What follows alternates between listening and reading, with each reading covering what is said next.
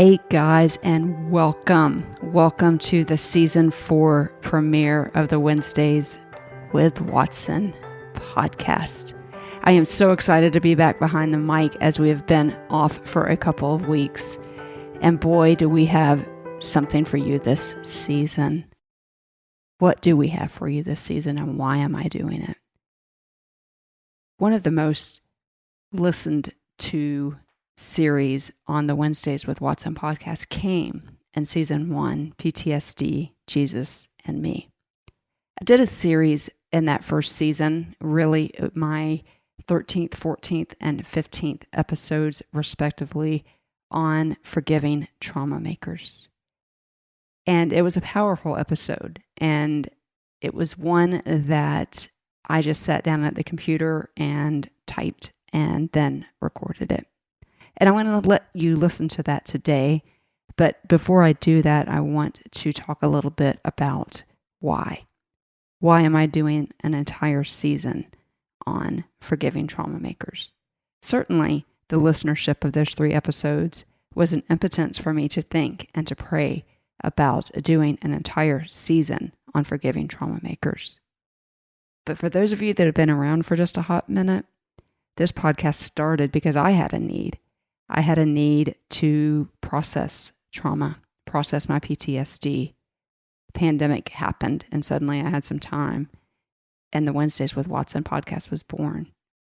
And so as I thought about what we were going to do for season 4, forgiveness made sense to me because of some experiences that I'm currently having that I'll just be honest with you, I'm really struggling to forgive.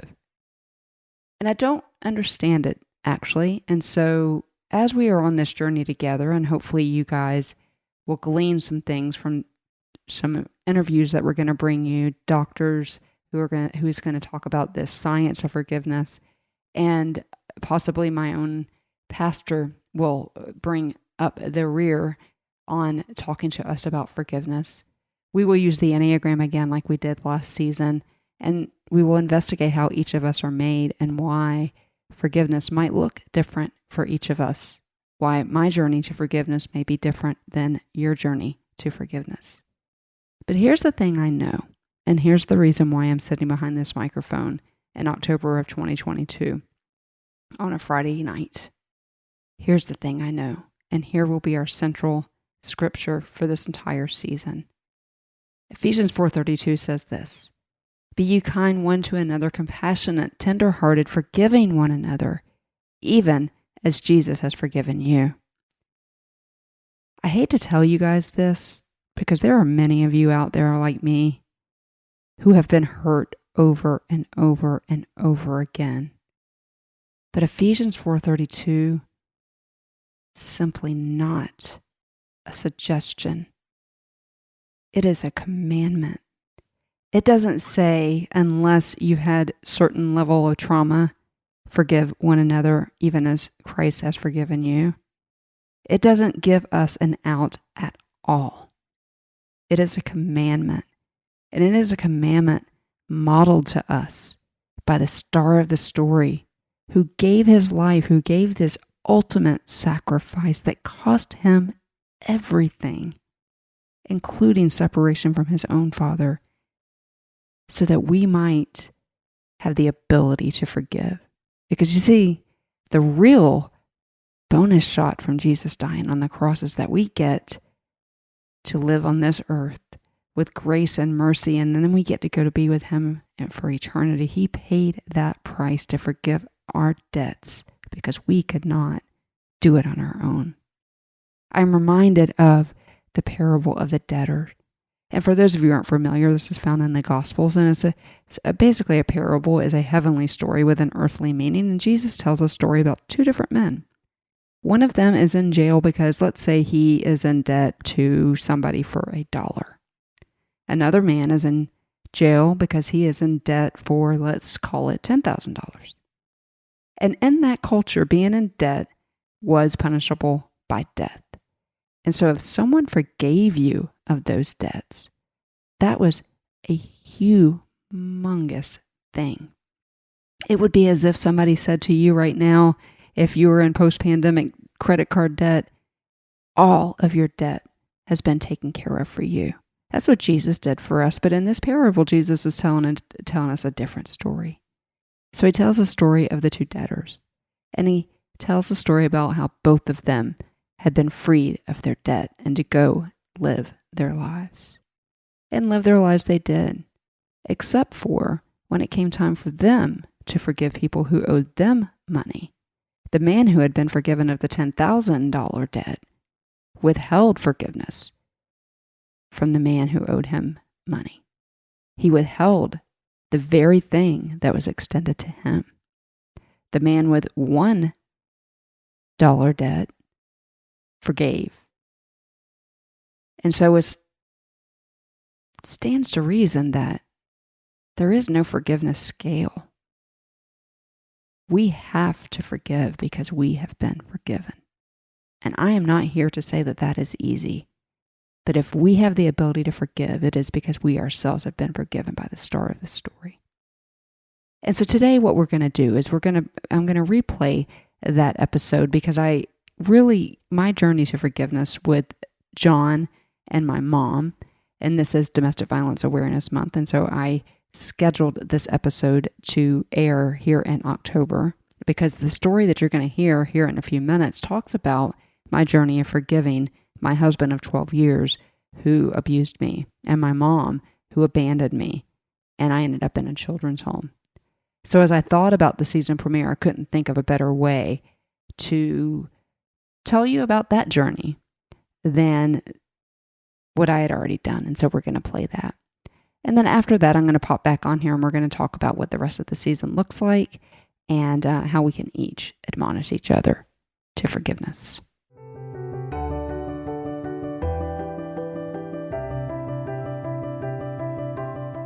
Was the magic number. Once I was 18 years old, the state couldn't keep her from contacting me, and they couldn't stop me from contacting her. I worked hard to forget what it felt like to see that note on the door that got the state involved in the first place. It was a warm April day, and after an investigation and an arrest of my mom's live-in boyfriend, the state, after having removed me, had finally deemed her competent to take care of me. And so the social workers encouraged me to put some of the donated clothes that I had gotten in some plastic bags and jumped in the car for her to take me to the place that my mom lived. I don't think I ever called it home. As soon as the social worker put the car in park, I saw the pink note on the door, and I knew it wasn't good. I didn't even get out of the car, but the nice lady did a poor job of hiding the familiar handwriting on the sticky note. Gone to get married. Mom. Her boyfriend had been released from jail, and apparently they both skipped town. My eyes still water a little bit telling you this story, and my stomach drops. And the same thoughts go through my mind. How? Why? What's wrong with me? What did I do? I have since forgiven her so many years later, but in no way have I forgotten, not in the truest sense of the word. And my soul bears the scars of the decision that she made. My very being remembers. There has been no forgetting. And so the subscription to the thought process that forgiving is forgetting is not a good thing. And before I attempt to tell you my forgiveness story, I can absolutely tell you that, at least for me, forgiving is not forgetting. It wasn't a surprise to anyone after those 6 months that I wanted contact with my mom. Daughters want their moms, and I was no different. And so 6 months after my 18th birthday, I saw her for the first time since she abandoned me just 3 years prior to that. It was at my high school graduation where I delivered the valedictorian speech. I avoided eye contact with her in the audience. I did find Mom McGowan in the crowd, though. And it was her smile and the glitter in her eyes that actually lowered my heart rate so I could deliver my speech on Philippians 1:6, that verse that talks about how God always finishes the work that he starts in all of us. Telling you this story on this podcast today is the fulfillment of that very scripture. He who began a good work in you will complete it until the day of Christ Jesus. That speech was delivered on June 6, 1990, with my mother in the crowd. Just a little over a year later, I stood in an ICU unit staring at her in a hospital bed. Her body was covered with tubes and machines, and the sounds of the beeps and the whooshes told us that she was still alive. I was in my first semester of my sophomore year at college and still lived about 120 miles from where she lay in the hospital. Ironically, the same hospital where I was born, the place that my life began. And now they were telling us that her life was ending. I only had one weekend off a month, and so I had picked a cool fall weekend in October to spend with her in the IC unit. I refused to leave the hospital, and the nurses took just as good care of me as they did her, because what they saw was a hurting kid. And so they gave me warm blankets and snacks, and I know that that was their way of showing deep compassion for the decision that was coming for us. We were just kids, but the decision to pull life support was necessary, and I knew it. But on this weekend, I just wanted to be in the same room with the woman who gave me life. Maybe I could find some peace in between the beeps and the heart monitors and the swish of that ventilator. Maybe, just maybe, I could forgive and figure out a way to forget like I had been taught. I was pretty sure I was never going to forget 14 years of damage from her, but I didn't want her to die, and I hadn't told her that I had forgiven her. But I needed that to be true, and that was my goal that weekend in that hospital room. The hospital was situated just blocks from where we grew up, and the view from her room was familiar. So it was hard not to see the trauma places and experience resentment and bitterness for the woman dying in the bed behind me. The beeps of those machines kept telling me I had more time. So I stood at that window all weekend, trying to figure out how I could absolve her for all that she had done. After all, that is what I thought forgiveness meant, like literally just pretending it never happened. When it came time for me to leave and go back to college, I stood as close to her bed as I had all weekend. I looked down at her hand, and it was so bony, and the skin just hung there. I looked at her face, and even though she was intubated, I could see every single bad choice she had ever made carved on a tired and a sad face. I thought about grabbing her hand before leaving the hospital to go back to school. In a way, it would have been my way of telling her that we were okay. But we weren't okay. I still had questions, and she was never going to wake up and answer them. The machine beeps had really been comforting, often quieting my racing brain, as I both tried to say goodbye to a mom, but also come to terms with her complete lack of care for us, and that she never would ask me to forgive her. So I looked down at her hand again, and then to her chest, and I watched it rise and fall. Swallowed the bile that invaded my throat, and turned and walked out of that hospital room. Couldn't even bring myself to grab her hand. I wanted it all to be okay, it just was never okay. I knew she was dying. I hoped I'd have another chance. I walked out of the hospital just in time for the wind to blow this coffee smell, and it absolutely assaulted my senses, and it definitely reminded me of Jacksonville, where all the trauma happened. The Maxwell House headquarters across the river could tell so many stories of so much trauma. I cried as I drove back to school. I had been told many times that I was to forgive, but that was included with words like forget, or phrases like treat it like it never happened, or treat the person like it never happened. And none of that seemed doable to me. All of it hurt in the deepest parts of me. Just a few months later, I got the phone call, and it wasn't a surprise. Just 10 days after I turned 20 years old, my sister called me at college and told me it was time, and they needed us to sign paperwork that we would be removing life support. I wasn't even old enough to rent a car to drive to them, but I was faxing paperwork to the hospital giving them permission to remove life support. By the time I made it to Jacksonville the next morning, she was already gone. She lived 50 minutes off of that life support machine. We did the best we could to have some sort of memorial service for her, but it was all very obligatory, and I couldn't wait to get out of Jacksonville. I had no idea the darkest days were still very much in front of me. As I attempted to grieve the death of my mama, I often was riddled with guilt of that memory of refusing to grab her hand. I was and am so sad that she stepped into eternity thinking that I had not forgiven her, because she was right, I had not. At least I had not made any formal, quote, transactions to do so. And in my mind, her exit off the planet kind of made forgiving her inconsequential. And I was still operating under a faulty definition of forgiveness, too. I could not meet those standards of forgiveness, so I stopped trying. I went back to school and did what I did do. I hit the gas. I lived life wide open, avoiding thinking of my mom or my unforgiveness. I did, though, make a vow to never leave things unresolved with another person again. And no matter how badly that person hurt me, I would immediately, quote, forgive. Whatever that meant, I was there for it, and strove to avoid conflict at all cost. I never wanted to feel that pain of regret again. Just 2 years later, I had married and was hopeful of a life that was different than the one I had lived. I was never the girl that dreamt of a wedding or a family. Every day seemed like a bonus to me. So when I met John Watson, I leaned into it and determined to be loved and to love with everything I had too. And I had my companion of regret that would make me better at relationships, that would make me more worthy, that would make things bad not happen. I was still so determined to never feel the regret of unforgiveness again, so if those things happened, I was immediately going to let it go. But I tried to be perfect. I wanted to be everything he wanted and needed.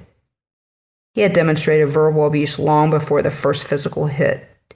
I just absorbed the pain of his words, but determined not to hold it against him, or forgive him, or whatever would make me feel less fearful of that regret again. I loved him, and I did not want to keep records of his wrongdoings. I wanted my love for him to be the 1 Corinthians 13 kind of love. I even had that passage read at our wedding. And so I worked hard to overlook all the things in my, quote, forgiveness of his abusive behavior. I kept myself in that line of fire. And in a domestic violence situation, this can be deadly. This is how I understood forgiveness. We forgive, and we move on with life. And so that is what I tried to do. And now I realize that those definitions is not forgiveness, and often dangerous. Then the first hit from him came. Nothing prepares you for that first hit. I really can't explain how confused I was.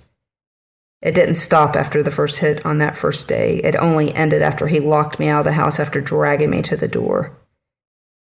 The bleeding in my ear had just finally stopped by the time he was knocking at the neighbor's door where I went. And he acted like nothing ever happened. And in my mind, the throbbing nose and the bruise on my head felt like nothing of the regret of withholding forgiveness. And so I just marched on. But that first hit has a strong fingerprint on my soul. That was the time I was convinced that I was just on this planet to be mistreated by others. We never talked about it. The abuse just got more frequent over the years, and I kept, quote, forgiving him. But I was pretty sure that at some point, John Watson was going to need to be forgiven 491 times. One more time than Jesus told Peter that we were to forgive. As the abuse got worse, he began to isolate me more, and the need to, quote, forgive him subsided, as did the freshness of that regret that I had for my mom. I truly did not wish harm to him, but he was hurting me in my deepest parts and eroding any self-worth I had left. His words, his lack of care for me as his wife, shredded me. Seeds of hurt that I had tried so hard to sweep off the surface of my heart began to take root, and bitterness came in. It was lonely. I had not told a single soul that he was hitting me. One night, I was sitting in the balcony of North Jacksonville Baptist Church at a Stephen Curtis Chapman concert. I was there with a college buddy, and it felt good to be in a church. I hadn't been in one for a while. I enjoyed the concert, but at the end, I found myself literally unable to move, literally stunned, and my shirt was soaked, and my tears was what soaked them. Stephen Curtis Chapman at the time had teamed up with the organization called End of the Speer, a mission organization famous for a story of where 4 missionaries went into an Ecuadorian forest and were brutally murdered. 2 of those names sound pretty familiar to most of us, Nate Saint and Jim Elliott. They were brutally murdered by the tribesmen, with the actual death coming by way of the end of a spear into the center of their heart.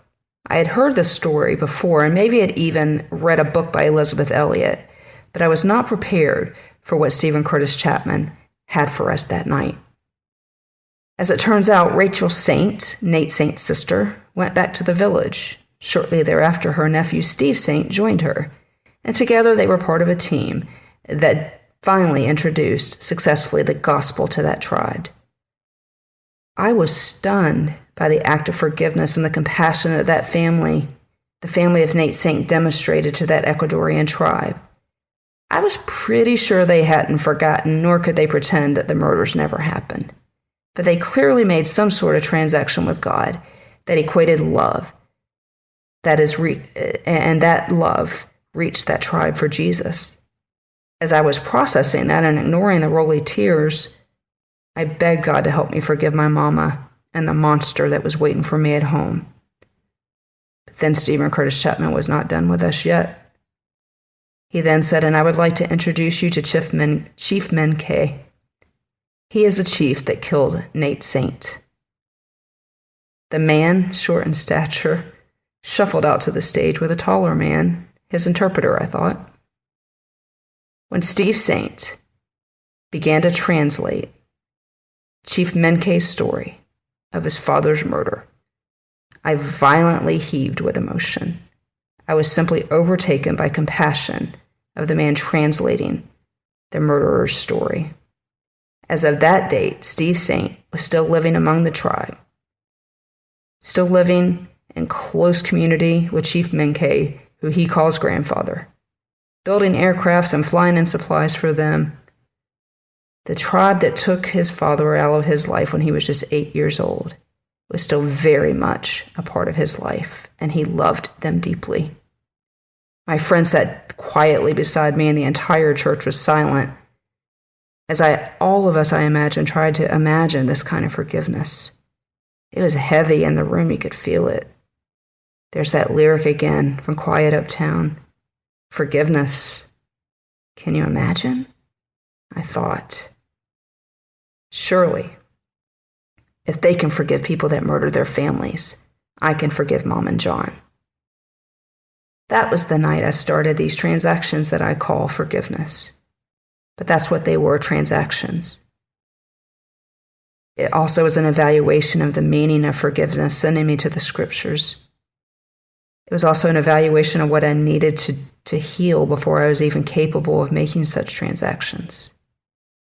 It would have been easy to be motivated to forgive both of them by that feeling of regret I had after my mom died. But I truly wanted to forgive them. And after what I saw on that stage, I knew it was possible for me to forgive them both. I wasn't comparing the pain, but I knew that it was possible.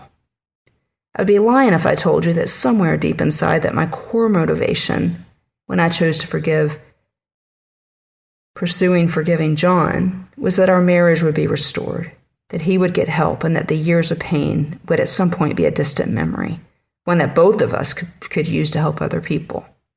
But that isn't how the story went. And ultimately, I did leave him, and he provided many, many, many more opportunities to forgive after I left. But I will never forget the last words he said to me in person. "I'm so sorry," he said, with tears in his eyes, as I was getting in the U-Haul with just a fraction of my earthly belongings. I remembered in that moment that Ecuadorian eternity tribe that was eternally affected by the decisions that I made at that moment, that day that I left. And so as I closed that U-Haul door on that day, I said, "I forgive you." And then I left. After a few years and a lot more trauma from him, I received a phone call that John had been found dead in a hotel room. He died alone, and that made me sad and confused in every gamut of emotion. But one thing I did not feel was regret. Nothing like the day I got the call that my mom stopped breathing. I meant it when I told him I forgave him, but the years following were years of choices to do so over and over and over again. And those choices were driven by one thing I learned that night so many years before, a lesson demonstrated to me by the family of Nate Saint on that stage at a Stephen Curtis Chapman concert. And that word was compassion. And so I asked a question, and that question changed everything for me. What happened to both of them? What hurt were they tending inside of them? Who or what broke them? Those genuine questions turned into real compassion for both of them.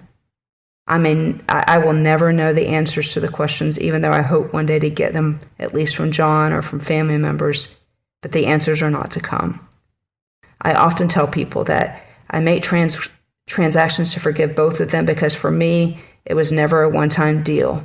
The pain both of them dealt for me is real and it left scars. And so I often have to tend to the compassion in my heart a little more than the hurt in my heart. It keeps the seeds of hurt on top again, easily swept away by the gift and the broom of compassion. A few years ago, I was sitting at a Maundy Thursday service at a church in Lecanto, Florida. Lecanto is not my hometown. It is nowhere near my hometown, and the fact that I moved there is kind of a miraculous story in itself. It is a small town situated in a large county with little commercialism, and most people have never heard of it. I tell you that because what happened next was the pinnacle of my decision to focus on compassion for their hurts, thereby healing mine. Because it was a Maundy Thursday service, it was a somber occasion, and the pastor had a huge wooden cross at the front of the church. Each of us lined up with a piece of paper and a nail, with the idea being to nail things to that cross, already covered by it, by what Jesus did for us, but things that we couldn't let go of, things we wanted to symbolically crucify, and more accurately remember who was crucified so that it could all be okay. And so I wrote on my piece of paper, Mom and John, got in line, nailed it to the wooden cross, and made my way back to my seat. I closed my eyes and listened as others hammered their own pain to that cross. It was an amazing experience. And then there was a tap on my shoulder. "Amy, I want you to meet someone," my friend said. I'd shared that end of the Speer story with her for good reason. Her name was Ann Saint, and she was Steve Saint's daughter-in-law. We had somehow landed in a church where the Saints were members. She reintroduced me on that day to Steve Saint, but then I saw the man standing beside him, Chief Mincayani. The man who shoved the end of that spear into the chest of Nate Saint. He was standing right there in front of me in a big church in a little town in Florida, right next to Steve Saint, who was translating for him. I was stunned. There it was, redemption standing right in front of me, the product of compassion standing right in front of me. I sobbed. They didn't ask why. It didn't matter. I was stunned at the opportunity to meet this man whose life had been transformed by Jesus. And when we closed in a worship song, he didn't understand a single word of it, but his blood-stained hands were raised to the great Redeemer of it all. And it reminded me of the song that Stephen Curtis Chapman closed that concert with that night. Chief Mincayani sang the words that night in his native tongue. "My Redeemer is faithful and true. My Redeemer is faithful and true." So, what is forgiveness? Have I even answered that question for you? Probably not, as I have a disdain for definitions we normally hear about it.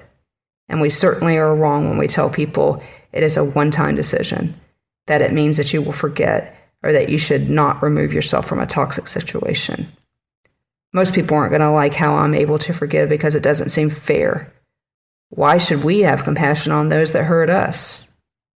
Well, that Ecuadorian tribe is all following Jesus now, and had Rachel Saint not figured out a way to follow the compassion in her heart, who knows if they ever would have been reached. And that would have been tragic, just as tragic as a person who is living with those seeds of hurt burying themselves deeply into the hearts of people who can't let go. You see, love requires that you let it go. And here's a spoiler alert. You still love the person that hurt you, or it wouldn't hurt. Love is final. You don't unlove somebody. And it requires you to find a way to forgive and to live in that forgiveness and in that redemption. We see this in the Bible with Joseph. He forgave his brothers out of deep compassion for them, even though they no way deserved it. But the best example of all was the star of the story, Jesus. He felt such deep compassion for the very people, you and me, that nailed him to that tree, that his final words were, "Forgive them, for they know not what they do." Compassion. Is it the secret sauce to forgiveness? Ephesians 4:32 mentions compassion before forgiveness because maybe that's what needs to happen first. I don't know. But I do know that forgiving the trauma makers is healing to your own heart. It has been to mine. Without viewing both my mom and John through the lens of compassion, it would be so easy to live in the repercussions of what both of them did and live a substandard version of myself. But just as Jesus said in Jude 24 and 25, have mercy on them, have compassion on them, and you will make a difference. If you're listening to me today, maybe you are that difference. A very special person taught me one of my favorite verses that is in 1 Samuel. And the verse goes, "I will not offer a sacrifice that costs me nothing." And forgiveness is a sacrifice, and it costs us everything. But it can do so much more.